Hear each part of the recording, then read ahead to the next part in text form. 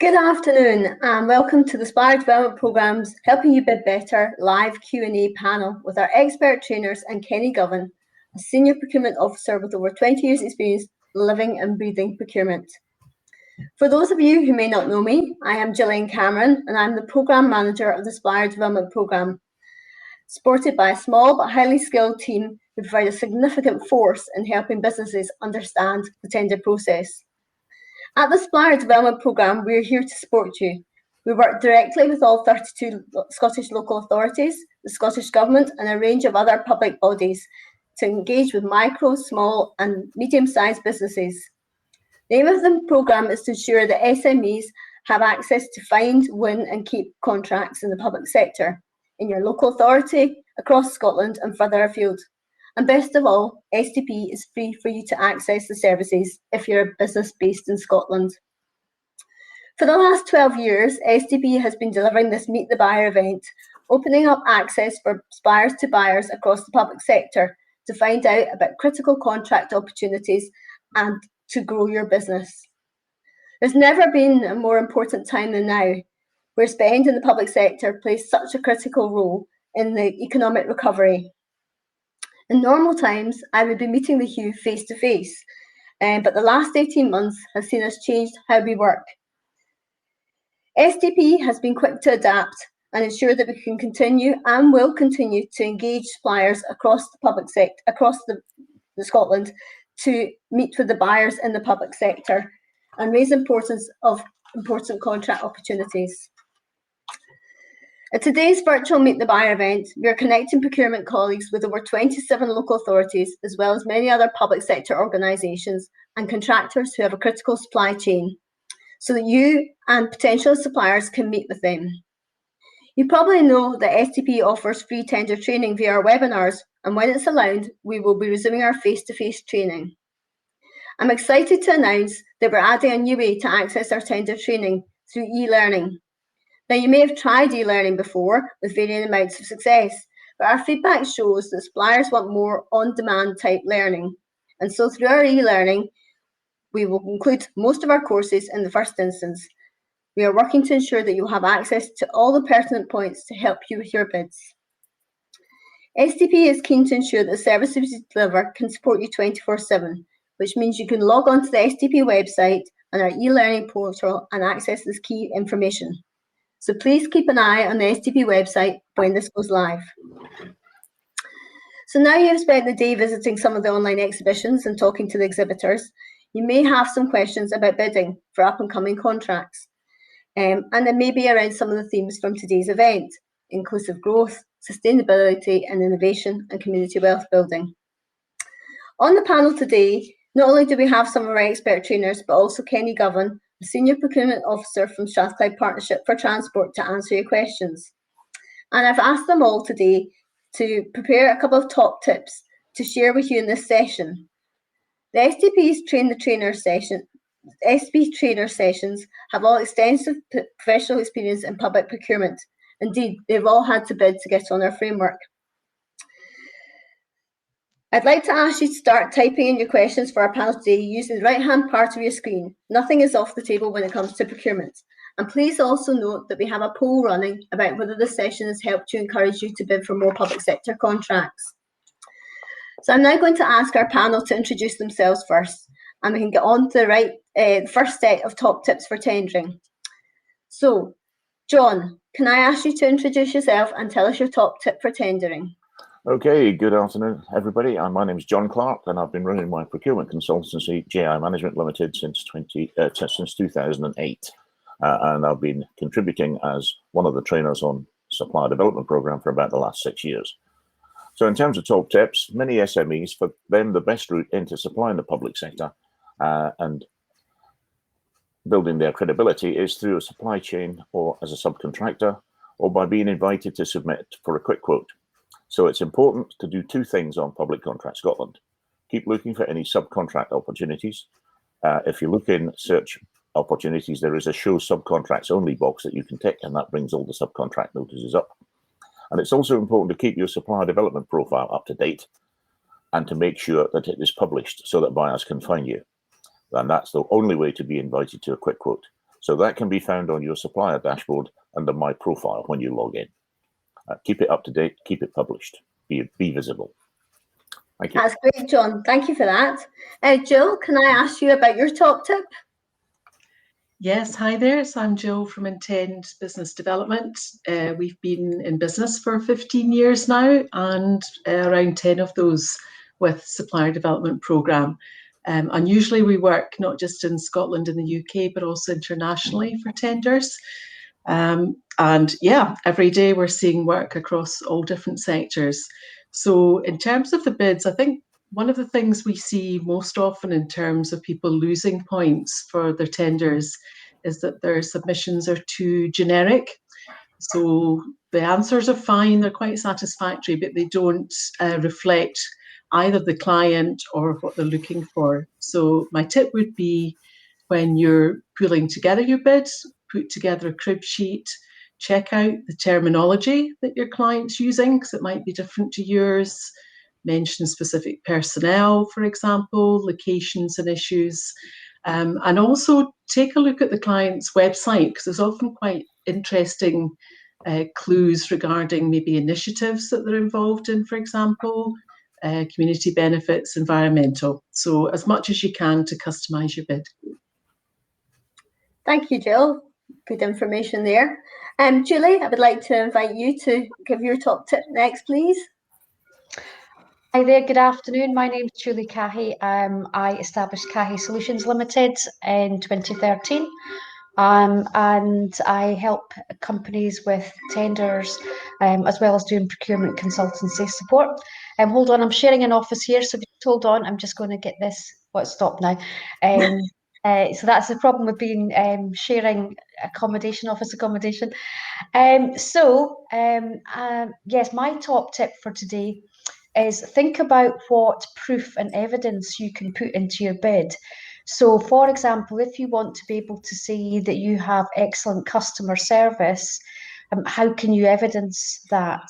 And think about any statement that you make and how you can evidence that statement. And it's a much stronger bid then for that. So, for example, on the customer service example, it might be that you already carry out customer surveys, and you can say that, say, 98 or 99% were satisfied or highly satisfied in a specific time frame. But the more you can be specific about things and evidence them, then there'll be more convincing bids and will in turn score more highly.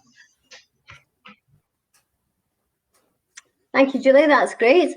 And finally, but not least, can I ask Kenny to come forward and tell us about his top tip? Hi, good afternoon. I'm Kenny Govan, as Gillian's already said a couple of times. I'm the Senior Procurement Officer at Strathclyde Partnership for Transport. I've been in the public sector for 34 years now, and 20 of which in procurement. My tip is quite simple. When you read a tender, within that tender it will tell you what the date and time of submission is. Please don't miss it. It never ceases to amaze me the amount of bids that arrive late with people not happy that you can't accept it. We can't accept it for a reason. That's because it's against the law. Therefore, so just make sure you put your bid in on time. Most tender portals are open 24/7. I'm not suggesting you do it at 2 a.m, but you can if you do so wish. So, and if you're going to be late for a reason, contact the buyer, ask them for an extension. Give them a bit of time to do that though. But if you contact them with a reasonable explanation, 9 times out of 10 they'll give you that extension to it. That's great. Thank you for that, Kenny. Well, I would like to add in one of my own top tips, and that's about making the use of Public Contracts Scotland. It holds a wealth of information, and you can find out about new contracts and subcontracting opportunities. And it's certainly one of the questions that's been asked in the chat this morning about finding out about contracts. I also think PCS is a free marketing tool for you. So make sure you filled, as John said, your supplier profile out so that you can make sure that buyers can find you on the portal. And just to make sure that you've got some additional support around that, I can highlight that SDP are running using PCS and other portals webinar on the 22nd of June. So make sure you book onto that free event and find out how you can get the most of using Public Contracts Scotland.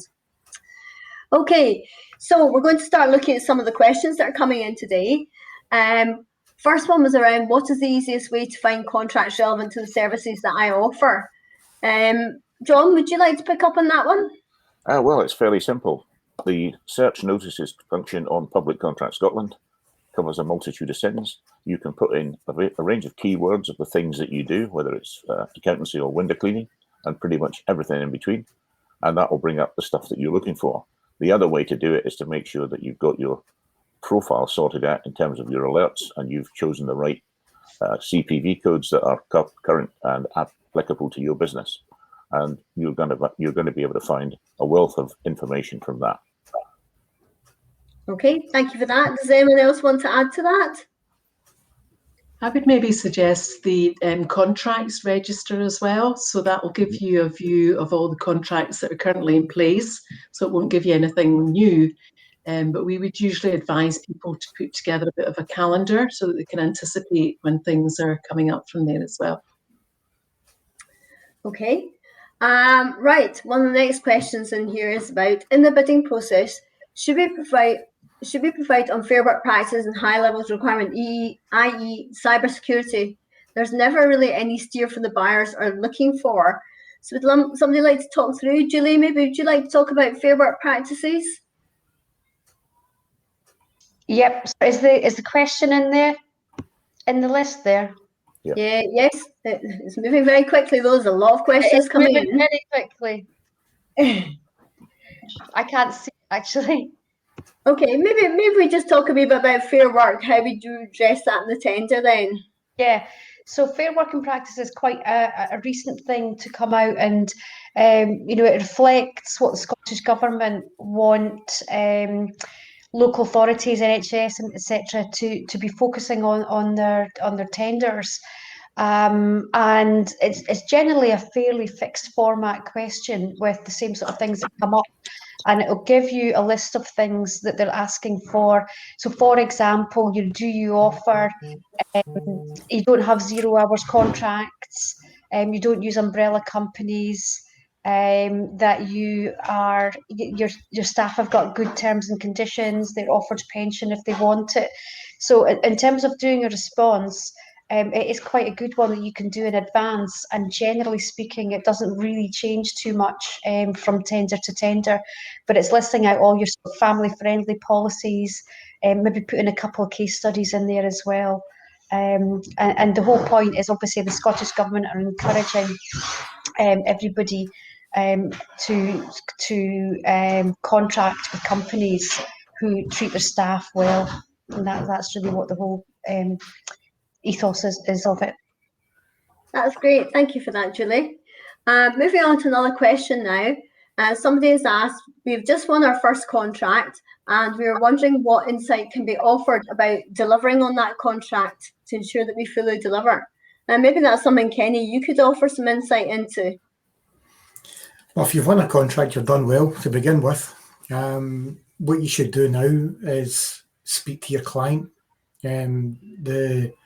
Whoever you're contracting with, there'll be a client representative, probably more than one, and presumably it's a local authority or a public sector body, so there will be more than one. So talk to them, meet with them, keep them close, arrange regular meetings with them. Don't let things fester. So if things go wrong, you tell them up front they've gone wrong. Don't hide anything with them, and they'll work with you. It's their contract too. They want this to work as much as you want to deliver on it. It's major problems for them if it doesn't work, so they'll absolutely go with you on it. So be upfront, they'll be upfront with you, hopefully, and just work together and form a partnership with them. And if you do that, you'll be absolutely fine. Worst thing you can do is hide things, though. Just go with them. Great, that's great. Thank you for that, Kenny. Another question here is, how can an innovative supplier present a product that has added technology? I suppose this is a bit about looking at innovative bids here. Jill, is that maybe something you would like to pick up on? Yeah, we've had a couple of clients actually who've got a product and it's a little bit different and ahead of what the public sector is normally buying, and it can be a bit of a problem because the specifications maybe follow a bit of a traditional route. We've identified a number of local authorities who do what I would call a beauty contest. So they'll actually have meetings with people and invite them in, suppliers in, to present the technology. So if there's anything like that, you could approach a public buyer to ask if that exists and get some dialogue before the tender. Otherwise, I guess the difficulty is the price. So you're maybe looking at submitting what I would call a compliant bid first, but then putting in a variant that has the added value and maybe a different, slightly different specification as well. Okay, thank you for that. Okay, we've got a question here about price and quality. In respect of the weighting of price and quality, for example, 30/70, how do you scope and approach this to ensure that you have the best possible chance of winning the tender? We got any volunteers for that question? I'll take that one up. I think. Right, John, thank you. That you can gauge how you want to bid for something. If it's 30% price and 70% quality, then you need to be a high quality deliverer, and you then get away with a slightly higher price. On the other hand, if it was 70/30 the other way, you need to be low cost of delivery, and you can then shave a little off on the quality side. It's quite amazing. I did a little spreadsheet for one of the SDP courses that shows how the same 4 bids would fare differently in terms of quality being changed from 20% price, 80% quality, through the process of 50/50, 60/40, 80/20 the other way. And in actual fact, there's 4 of the 4 bids that were calculated in that, depending on where that division lay, different people won the contract. So you need to look at, there's almost a glass ceiling, if you like, between quality and price. If you're sports direct, then you'll be looking for something that's 80% price, 20% quality. But if you're John Lewis's, you'll be looking for 80% quality, 20% price. And you need to gauge where you are and benchmark yourself with other people in your industry, and benchmark how you fare and where you sit in that spectrum. And that can influence the decision of whether or not you bid for something. Because if you've got if the glass ceiling's in the wrong place, then you might be wasting your time. That's great. Thank you for that, John. Right, one of the other questions we've got in now is, we have an associate business model rather than employees. Would this adversely affect our bids? Perhaps, Kenny, would that be one for you? Thanks for that. It's a difficult one to answer, really. If you're bidding and you can prove that your previous experience in undertaking a service or whatever it happens you happen to do, how your company's structured wouldn't really affect the endpoint delivery. So that shouldn't really affect your bid.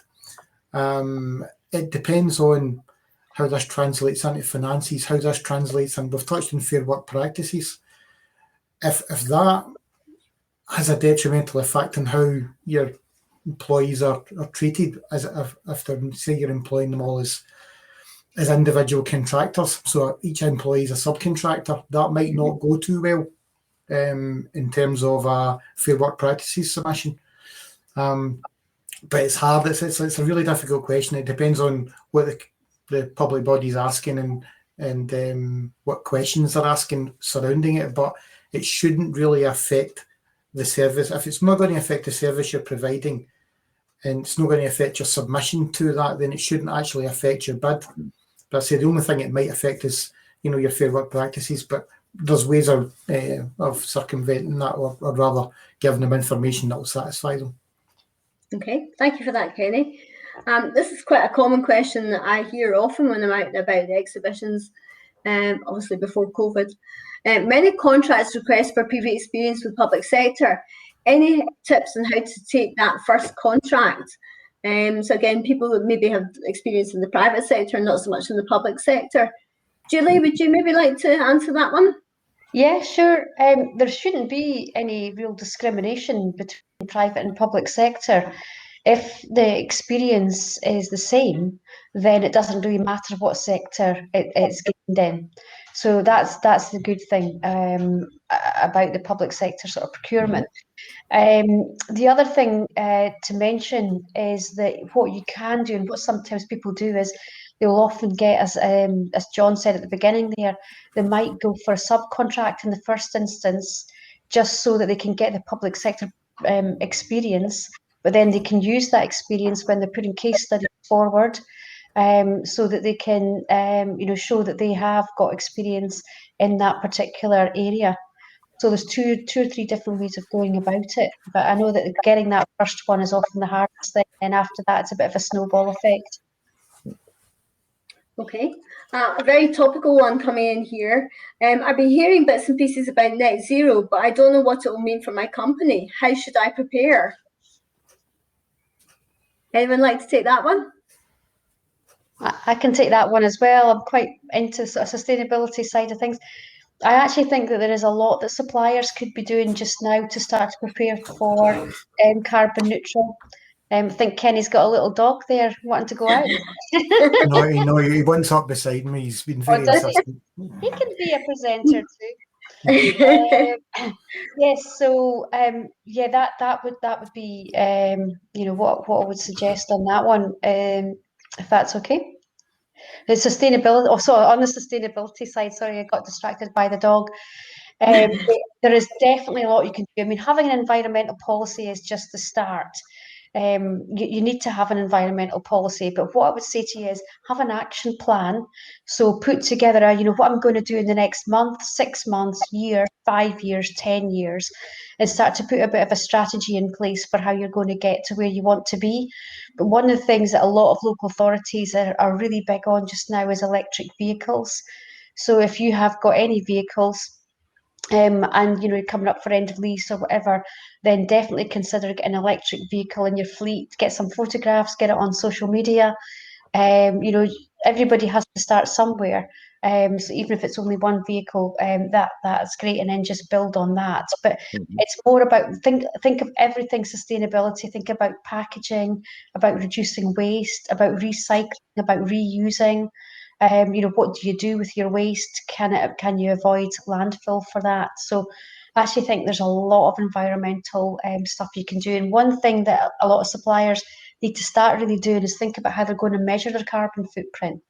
Because really, when you sort of get that baseline, then you can start to say, we're going to reduce it by 10% every year, or 20% this year, 10% next year, and how you're going to do that. So it's really just getting the action plan in place. That's great. Thank you for that, Julie. Okay, our next question is about community benefits and framework contracts. So they're saying that they've been awarded a place in a framework contract. They've yet to have been awarded actually any work from the framework, but they have obviously put in their bid community benefits. Is there still a requirement for them to deliver those community benefits if they're not ever awarded anything off the framework? Kenny, maybe that's a good one for you. Yeah. A framework is by itself not a contract. So a framework is purely a list of approved suppliers that you can call contracts off from. So if you look at it that way, then if you have contracts called off from you and you're obviously getting income then and turnover from that, then you'll have an obligation to deliver those community benefits that you have said that you will deliver.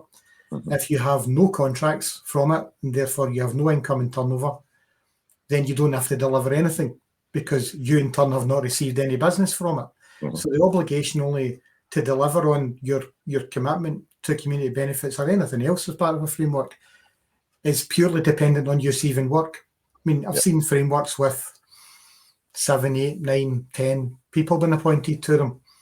Now, the chances of your rank 5 and above or getting much work from it are not as good, let's put it that way, if you're ranked 1 to 5. So it's purely based on business. So if you get business from it, you'll have an obligation to, in turn, provide what you've said in terms of community benefits. But if you get no business, then you won't have any obligation. Simple as that. Okay. Does anyone else want to add anything to that? I was looking at one today, actually, Gillian, and it had a sort of a matrix, and it showed us the contract value that the contractors got increased, then the points to be delivered increased. And I think they also said they wouldn't start cashing in the benefits, so to speak, till year 2, which is kind of logical. So at least you'd have a year to run. So that's quite common, not in all tenders, but you can get quite good information in the tender documents about that. Yeah, that's becoming more common, Jill. The people have seen in frameworks that there's no commitment until they look at the spend in year 2, and they'll say, well, I have spent X amount of hundreds of thousands of pounds with you, therefore that equates to X amount of community benefits points that you have to deliver from the matrix within the tender. So that's a sensible way of doing it. The less sensible way of doing it is saying up front in the framework, what community benefits will you give me if you're appointed to this framework? So that's a nonsense question, to be quite honest, and there's so many organisations are still doing that, it's quite staggering. Quite a few bidders forget as well, when you're putting your proposals together for community benefits, it'll tend to be over 4 years, and you don't have to front load everything in year 1. It's more sensible to say over, so many years, like apprenticeships, for example, have that later in the framework if that was relevant. Okay, that's good. Right, question here is about turnover. Our turnover is circa £20,000. What is the maximum contract value we should consider feasible? John, would you maybe like to pick that one? Under the rules, public sector can no longer ask for a turnover that's more than twice the annual value of the contract. However, if you've got a 20k turnover and you're going to chase a £10,000 contract, that's a very big stretch for your expansion of the business. I would reckon that you should look at maybe 25 to 30% as a figure that you would comfortably be expected to expand into. Sorry about the cat. Anything else, all the animals on today. Anything else risks overstretch, and overstretch can be fatal. Okay, thank you. That's a good one. Right, question about, as we are no longer in the EU, will there be an alignment with the rules, with their rules, or do you see any potential changes ahead? Kenny, maybe you'd like to answer that one? Yeah, I've been dealing with this quite a lot recently. There's a move in England, Wales and Northern Ireland to disassociate themselves from the EU procurement rules. That, in my opinion, and a lot of people I've spoken to, will not be the case in Scotland. The alignment will remain fairly consistently with the EU rules. However, there may be some of the changes they make in England may make it very, very difficult for the Scottish Government to continue as they are with those alignment, and they may need to tweak certain things to be in line with England, Wales and Northern Ireland, just for trade, more than anything else. So not at present is the answer to that question, but potentially in the future, yes. But in Scotland, probably less misalignment than there will be in the rest of the UK. Okay, thank you for that. Okay, we seem to have quite a range of questions coming in now. Here's an interesting one. If you're supplying a service that generates revenue for a council, there's no outlay of cost for the council. Is there a need for a tender process? Yes. Okay, thanks, John. Do you want to lead on that then? Well, if you're provided a service that generates revenue for the council, then that's probably covered by the concession contract regulations of 2016. And the use of a tender is there so that the council can prove it's getting good value for money from whatever that service is. Now, whether that's running a tea shop in a local park or selling ice cream from a van, there's a need for the public sector to prove that they've gone through a process and treated any potential suppliers equally, and that they've actually then got best value for the public purse. That's great, John. Thank you for that answer. Right, we're just about to wrap up here now. So I would like to say thank you to Julie, Jill, John and Kenny for taking part in our panel today. And thank you to all the suppliers that have been involved in watching and interacting with us. We will be producing all the questions as an FAQ, so you can come back and find out more. SDP is working really hard to make sure we have a vital link between you, the suppliers, and the buyers. So I do hope that you've taken advantage of today and have gone round the exhibition stands and will continue to do so for the rest of the day to engage. We're very proud that we have 27 of the 32 local authorities participating today, along with several other government organisations. And if you've not already done so, please look at our diary and you can book onto our other events such as Meet the Buyer North and our other events that are coming up. Just like to say thank you for participating today. Thank you.